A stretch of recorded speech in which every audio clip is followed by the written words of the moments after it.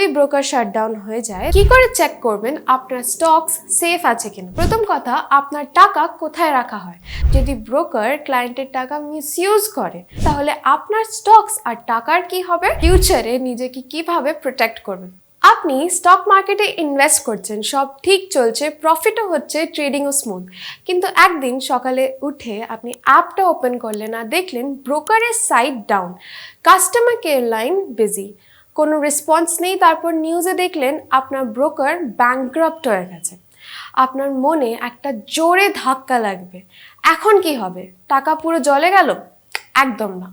আপনার ইনভেস্টমেন্টস পুরো হারাবে না, কিন্তু যদি সঠিক স্টেপস না নেন তাহলে আপনার লস কিন্তু হতে পারে। ওয়েলকাম টু পয়সা ইনভেস্ট ইউটিউব চ্যানেল। তাই এই ভিডিওতে আমরা দেখব যদি আপনার ব্রোকার শাটডাউন হয়ে যায় তাহলে আপনার স্টকস আর টাকার কি হবে আর আপনি কিভাবে সেফলি রিকভার করতে পারবেন। শেষ পর্যন্ত থাকুন, কারণ লাস্টে আমরা বলবো কিভাবে ফিউচারে এই রিস্ক থেকে নিজেকে আপনি প্রোটেক্ট করতে পারবেন।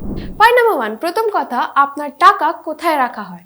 স্টকে ইনভেস্ট করলে আপনার টাকা ইন 2 ওয়েজ ম্যানেজ করা হয়। আপনার শেয়ারস ডিম্যাট অ্যাকাউন্টে থাকে, NSDL বা CDSL এর আন্ডারে, ব্রোকারের কাছে কিন্তু নয়। আপনার ট্রেডিং অ্যাকাউন্টে যে টাকা আছে সেটা ব্রোকার ম্যানেজ করে।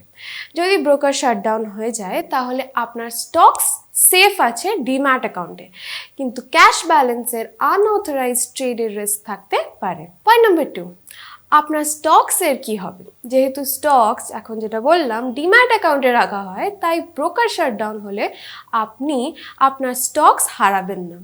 আপনি নতুন ব্রোকারের সাথে লিঙ্ক করে আবার ট্রেড করতে পারবেন।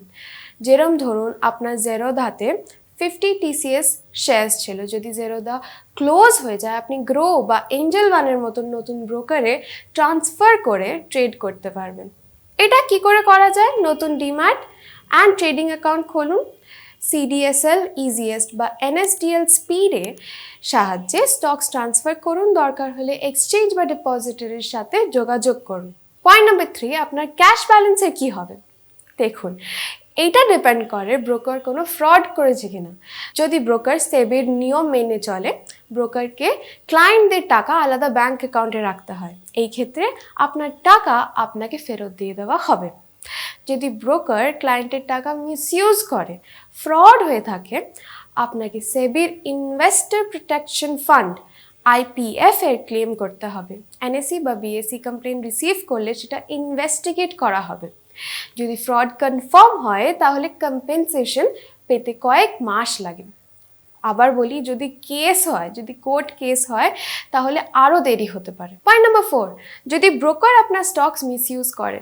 কিছু ফ্রড ব্রোকার্স আনঅথরাইজডভাবে ক্লায়েন্টের স্টকস প্লেজ করে লোন তোলে, আর তারপরে যদি তারা ডিফল্ট করে তাহলে স্টকস রিকভার করা মুশকিল হয়ে যায়। কি করে চেক করবেন আপনার স্টকস সেফ আছে কিনা?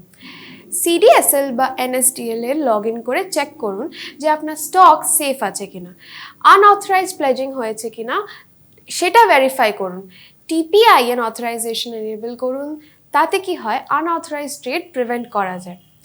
যদি আপনার স্টকস মিসইউজ হয় তাড়াতাড়ি SEBI, NSE বা BSE তে কমপ্লেন করুন। SEBI ইনভেস্টর প্রোটেকশন ফান্ড থেকে কম্পেনসেশন দিতে পারে। বড় অ্যামাউন্ট হলে লিগ্যাল অ্যাকশন নিতে হবে।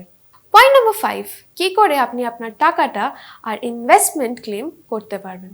যদি ব্রোকার শাটডাউন হয়ে যায় তাহলে আপনার হোল্ডিংস ভেরিফাই করুন। NSDL বা CDSL এ লগ ইন করেন, চেক করুন। ব্রোকারের সাথে যোগাযোগ করুন। যদি ব্রোকারের অপারেশন চালু থাকে তাহলে টাকা ফেরত চাওয়া উচিত। NSE বা BSE তে কমপ্লেন করুন। তাদের ওয়েবসাইটে গিয়ে ক্লেম সাবমিট করুন। ইনভেস্টর প্রোটেকশন ফান্ড IPF এর জন্য অ্যাপ্লাই করুন। ম্যাক্সিমাম 25 লাখ পর্যন্ত কম্পেনসেশন পাওয়া যায়। স্টকস ট্রান্সফার করুন। CDSL ইজিয়েস্ট বা NSDL স্পিডে ইউজ করে নতুন ব্রোকারে স্টকসগুলোকে মুভ করুন। আর পয়েন্ট নাম্বার 6, ফিউচারে নিজেকে কিভাবে প্রোটেক্ট করবেন। ট্রাস্টেড ব্রোকার চুজ করুন। SEBI রেজিস্টার্ড ব্রোকার এর সাথে ট্রেড করুন। ক্যাশ ব্যালেন্স কম রাখুন। ট্রেডিং অ্যাকাউন্টে আননেসেসারি টাকা রাখবেন না। রেগুলারলি হোল্ডিংস চেক করুন। ডিরেক্ট NSDL বা CDSL থেকে ভেরিফাই করুন। TPIN সিকিউরিটি ইউজ করুন। আনঅথরাইজড ট্রেডের এগেনস্টে এটা একটা এক্সট্রা লেয়ার প্রোটেকশন দেয়। মাল্টিপল ব্রোকার ইউজ করুন, একটা ব্রোকারের পুরোপুরি ডিপেন্ডেন্ট না থাকাই ভালো। ফাইনাল থটস, যদি আপনার ব্রোকার শাটডাউন হয় তাহলে আপনার স্টক সেফ থাকবে, কিন্তু ক্যাশ আর ফ্রড কেসে প্রবলেম হতে পারে। তাই রেগুলারলি ইনভেস্টমেন্টস মনিটর করুন are always trusted broker use করুন। আপনি কি রেগুলারলি আপনার স্টকস চেক করেন? কমেন্টস নিশ্চয়ই জানাবেন। লাইক, শেয়ার আর সাবস্ক্রাইব করতে ভুলবেন না। দেখা হচ্ছে নেক্সট ভিডিওতে।